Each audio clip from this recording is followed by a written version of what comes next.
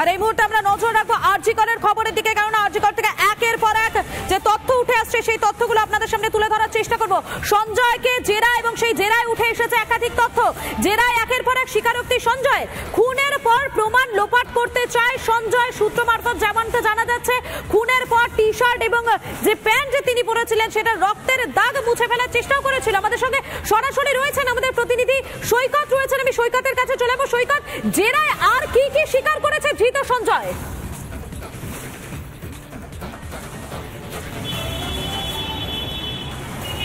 দেখো, প্রথমত জেরায় নিজের দোষ কবুল করেছে সঞ্জয়, এমনটাই জানা যাচ্ছে পুলিশ সূত্রে। অন্যদিকে আরও একটি ইনফরমেশন উঠে এলো যে এই যে ঘটনা, অর্থাৎ সেদিন রাতের বেলা প্রথমে খুন এবং তারপর ধর্ষণ, এই ধর্ষণ করার পর নিজের পরনে যে টি শার্ট এবং প্যান্ট ছিল এবং জুতোর তলায় প্রচুর পরিমাণে রক্ত লেগে গিয়েছিল, সেই ব্লাড স্পট অর্থাৎ ব্লাড স্টেন মুছে ফেলার চেষ্টা করেছিল, বা বলা ভালো জুতো ধুয়ে এবং জামা প্যান্টগুলো বাড়িতে গিয়ে ধুয়ে সেই প্রমাণ লোপাটের চেষ্টা করেছিল সঞ্জয়। এবং মূলত এই ক্ষেত্রে বাড়িতে গিয়ে নিজে বাড়ি যায়, বাড়িতে যাওয়ার পর জুতোর তলার দিকে রক্তের দাগ লেগে থাকে, সেই রক্তের দাগ খুলে ধুয়ে দেওয়ার চেষ্টা করেছে। পাশাপাশি নিজের যে পরনে টি শার্ট এবং হাফ প্যান্ট ছিল, সেই টি শার্ট এবং প্যান্টগুলিতে রক্তের দাগ ছিল, সেগুলো কার্যত ধুয়ে প্রমাণ লোপাটের চেষ্টা করেছিল সঞ্জয়, এমনটাই জানা গেছে পুলিশ সূত্রে।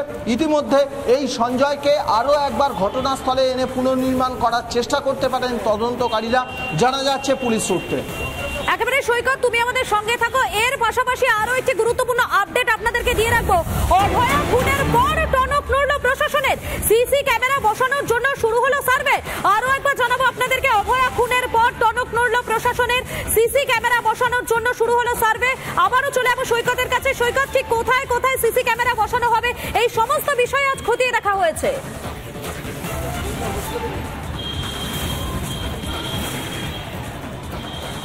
দেখো, ইতিমধ্যেই জানা গেছে যে চেস্ট মেডিসিন বিভাগ, যেখানে এই ঘটনা ঘটেছে, বা চেস্ট মেডিসিন বিভাগ থেকে সেমিনার রুম পর্যন্ত, সেখানে পর্যাপ্ত পরিমাণে সিসিটিভির অভাব। গতকাল রাতেবেলা পুলিশ এবং হসপিটাল কর্তৃপক্ষ কয়েকজন তারা সেই চেস্ট মেডিসিন বিভাগের ব্ল্যাঙ্ক স্পটগুলো ঘুরে দেখেছেন, অর্থাৎ কোন কোন জায়গায় সিসিটিভি নেই সেই জায়গাগুলোয় সিসিটিভি খুব দ্রুততার সঙ্গে বসানো হবে। পাশাপাশি মহিলা এবং পুরুষ হস্টেল, সার্জারি বিভাগ, প্রসূতি বিভাগ সহ বিভিন্ন জায়গায় এখনো পর্যন্ত যেখানে সিসিটিভি ক্যামেরা বসানো নেই সেই জায়গাগুলো ঘুরে দেখেছে, একটা সার্ভে করেছে পুলিশ এবং হসপিটাল কর্তৃপক্ষ। খুব দ্রুততার সঙ্গে এই ব্ল্যাঙ্ক স্পটগুলোতে সিসিটিভি ইনস্টল করা হবে, এমনটাই জানা যাচ্ছে। একেবারেই ধন্যবাদ। আমাদের সঙ্গে সরাসরি ছিলেন আমাদের প্রতিনিধি সৈকত।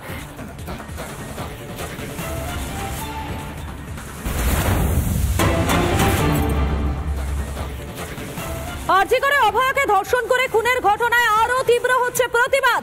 অভয়া খুনের প্রতিবাদে আরজি করে বিক্ষোভ অবস্থান।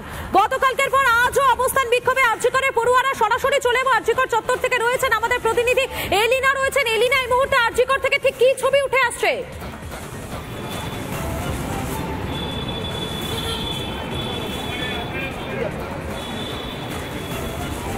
একেবারে মধুকল্পিত, এই মুহূর্তে আরজি কর হাসপাতালের ভিতরে আবারও নতুন করে অবস্থান বিক্ষোভ শুরু করেছে ছাত্র ছাত্রী থেকে শুরু করে ডাক্তারি পড়ুয়া যারা এবং একই সঙ্গে জুনিয়র চিকিৎসকরা। সেই ছবি এই মুহূর্তে সরাসরি তুলে ধরার চেষ্টা করবো রিপাবলিক বাংলার পর্দায়।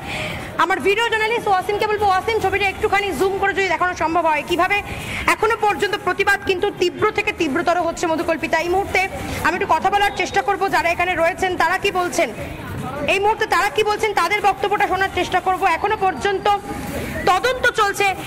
আজকে আপনাদের স্ট্যান্ড পয়েন্টটা কি এই মুহূর্তে দাঁড়িয়ে? এখনো পর্যন্ত কর্মবিরতি কি চলছে? কর্মবিরতি চলছে, আন্দোলন চলছে, জাস্টিস না পাওয়া পর্যন্ত আন্দোলন চলবে। একটা মিটিং হচ্ছে, মিটিংটা শেষ হওয়ার পরে আপনারা পুরো ডিটেল জানতে পারবেন। আন্দোলন চলছে একেবারে এই মুহূর্তে পোস্টার লেখার কাজ চলছে, সেই ছবি আমি একটুখানি বলবো আমার ভিডিও জার্নালিস্ট ওয়াসিমকে তুলে ধরার জন্য। পোস্টার লেখার কাজ করছেন জুনিয়র চিকিৎসক থেকে শুরু করে যারা কর্মবিরতি করছেন, ডাক্তারি পড়ুয়া যারা রয়েছেন। গতকাল থেকে কিন্তু আন্দোলন, অবস্থান, বিক্ষোভ তীব্রতর হয়েছে এবং তারা জানিয়েছে যতক্ষণ না পর্যন্ত তাদের দাবি মানা হচ্ছে, সুবিচার তারা পাচ্ছে, নিরাপত্তা সুনিশ্চিত করা হচ্ছে, ততক্ষণ পর্যন্ত তাদের এই আন্দোলন কিন্তু চলবে। এই মুহূর্তে আমি একটু পোস্টারের ছবিগুলো দেখানোর জন্য বলবো কি লেখা রয়েছে, সেই পোস্টারগুলো একটু দেখানোর চেষ্টা করব। বিচার বিভাগীয় তদন্ত ঘোষণা করতে এত দ্বিধা কেন, জবাব দাও। We want justice, hashtag we want justice, এটাই কার্যত এখন প্রতিবাদের ভাষা হয়ে উঠেছে পড়ুয়া থেকে শুরু করে জুনিয়র চিকিৎসকদের কাছে। কলকাতার বিভিন্ন মেডিকেল কলেজ এবং হাসপাতালে কিন্তু গতকালকের পর আজও কিন্তু প্রতিবাদে ক্ষোভে গর্জে উঠছে আরজি কর। গতকালকে যেমন তারা বিক্ষোভ দেখিয়েছিলেন, আজও তারা বিক্ষোভ দেখাবেন। ধন্যবাদ তোমাকে এলিনা। এবং আজ হাসপাতালে যান কামদুনির প্রতিবাদীরা, সেখানে যাওয়ার পর কি জানাচ্ছেন তারা শোনাবো আপনাদের।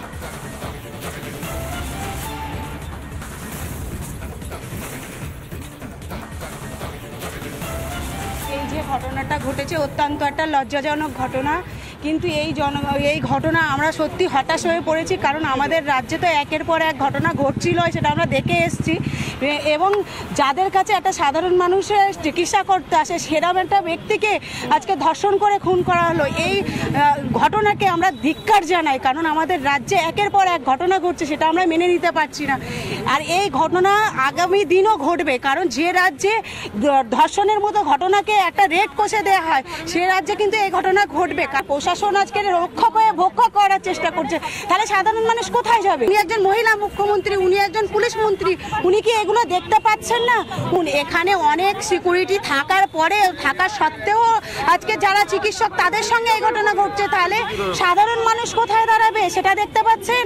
আজকে তাদের নিরাপত্তা নেই, আজকের এখানকার ডাক্তারদের নিরাপত্তা নেই, তাহলে আমাদের কি নিরাপত্তা থাকবে? ওয়েস্ট বেঙ্গলে এখন 1 নম্বরে, নারী নির্যাতন 1 নম্বর। লক্ষ্মীর ভান্ডার পেতে পারে, কিন্তু লক্ষ্মীরা যে নিরাপত্তাহীনতায় ভুগছে এটা সাধারণ মানুষ তো বুঝে গেছে যে কতটা সুরক্ষা আছে এই রাজ্যের নারীরা। উনি বুঝে গেছেন, মমতা ব্যানার্জি বুঝে গেছেন যে সিআইডি ব্যর্থ, ওনার পুলিশ প্রশাসন সিআইডি ব্যর্থ, তার জন্যই উনি দাবি করেছেন যে সিবিআই হোক। আমার মনে হয় যে একজন রেপ করেনি, একার পক্ষে সম্ভব নয়, এর পিছনে কারা আছে না আছে তার তদন্ত হোক, এটাই চাইবেন। প্রিন্সিপালের যে ভূমিকা আমরা আগেও দেখে এসেছি, যে দুরাকে অনেকবার ট্রান্সফার করা হয়েছিল, বাট আবার ফিরিয়ে নিয়ে আসা হয়েছে আরজি করে। বারবার প্রিন্সিপাল ভুল করে, আবার বারবার তাকে ফিরিয়ে কেন নিয়ে আসা হয়?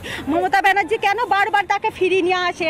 এর পিছনে কোন স্বার্থ আছে সেটা আমাদেরকে দেখতে হবে। তাই এই প্রিন্সিপালকে সরানো উচিত, এবং এখানে যে সুপার আছে সুপারকে সরানো উচিত। স্বাস্থ্যমন্ত্রী যদি এই বিষয়ে না দেখেন তাহলে স্বাস্থ্যমন্ত্রীর অবশ্যই পদত্যাগ করা উচিত।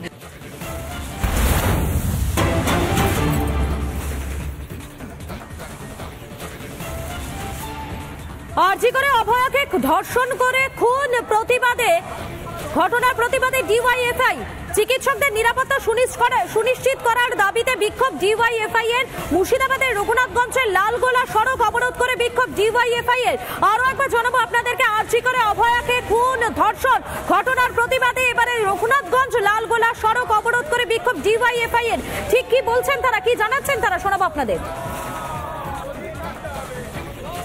হসপিটালে মৃত হয়, সেখানে পোস্টমর্টম হয় না। আমরা লক্ষ্য করলাম পুলিশ প্রশাসন রাতের অন্ধকারে আরজি করে তার ময়নাতদন্ত করার চেষ্টা করেছিল, এবং কোনো তদন্ত না করেই মৃতার বাড়িতে বলেছে, সেই মৃতা মহিলা ডাক্তারের বাড়িতে বলেছে বাবা মাকে যে তারা আত্মহত্যা করেছে।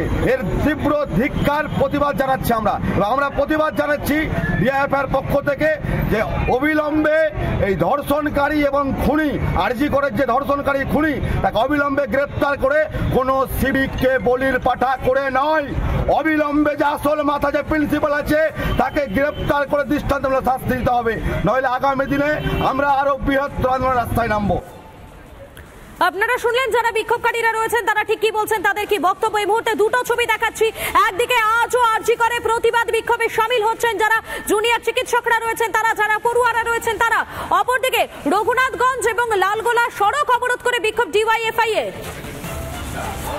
আমি আরো একবার সরাসরি এলিনার কাছে চলে যাবো। এলিনা রয়েছেন সরাসরি আমাদের সঙ্গে আরজি কর থেকে। এলিনা, এই মুহূর্তে যারা চিকিৎসকরা রয়েছেন, যারা পড়ুয়ারা বিক্ষোভে শামিল হচ্ছেন তারা কি বলছেন, আর কি কি দাবি তাদের রয়েছে এই মুহূর্তে?